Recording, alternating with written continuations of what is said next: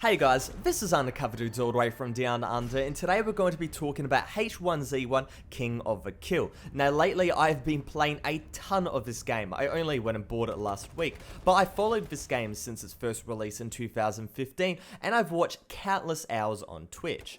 But the question has to be said, why have I delayed so long to go and buy it? Well, everybody I know says King of the Kill is a really bad game, a buggy mess, but they also say it's addicting and really fun at times, but no one can really explain why. So I thought, let's go and break it down from the very start and try to go and work out why H1Z1 is one of the most popular games at the moment, but also one of the most hated.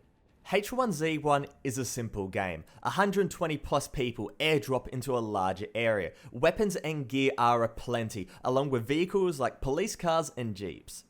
After a short time, a safe zone circle will be marked on the map, with toxic gas forcing people to move inside it. The gas doesn't kill you very quickly, but eventually it will. The safe zone, it just keeps getting smaller. More people keep dying until it comes down to the last two people, and whoever goes and wins that gunfight will be marked the King of the Kill. So the concept is simple, but the gameplay is fairly simple as well. Able to be played in first and third person, H1Z1 involves a ton of looting and shooting.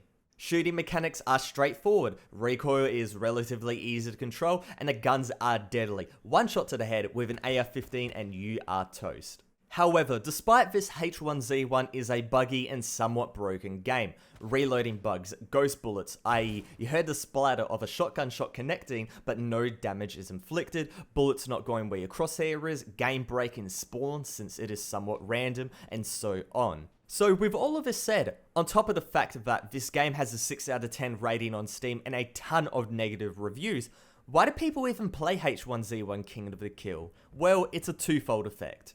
The first one is fairly simple, and it's that H1Z1 gets you into a competitive mood. Getting that game win is so important. The more you play, the higher your rating goes up from bronze all the way to royalty, which is the best players in the game.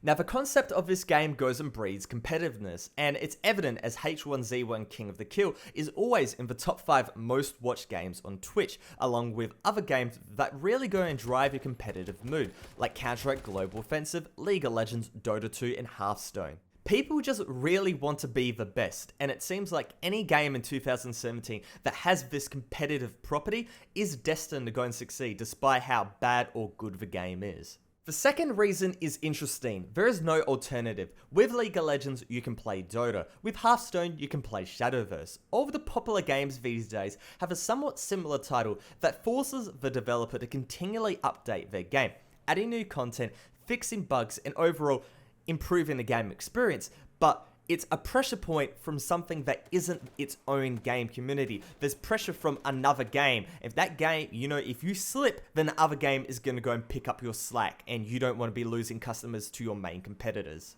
H1Z1 is the very big exception. No matter how much this game might be bullshit, there is no other game to go and rival it.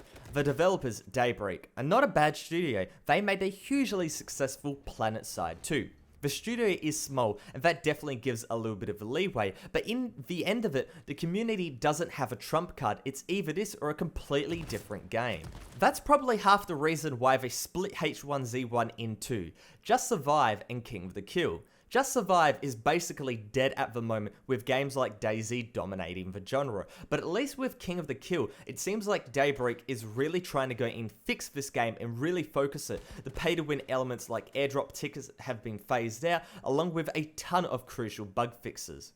There is still a ton of work to go, but the window where another developer can go and capitalize on the shortfalls of this game is quickly closing, with King of the Kill going from strength to strength.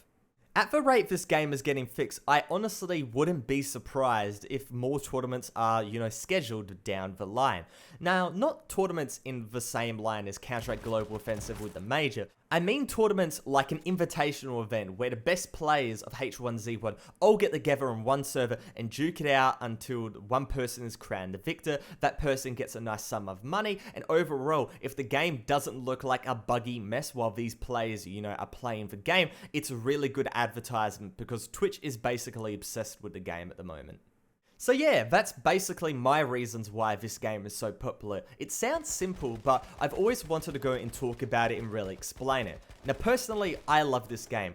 Playing solo is extremely frustrating, but the party experience is amazing, amazing fun, and it's well worth the $20 I put into it. Hopefully you guys enjoyed this video. If you did, make sure to go and give it a like rating, but other than that, it's Undercover Dudes all the way from down under, out.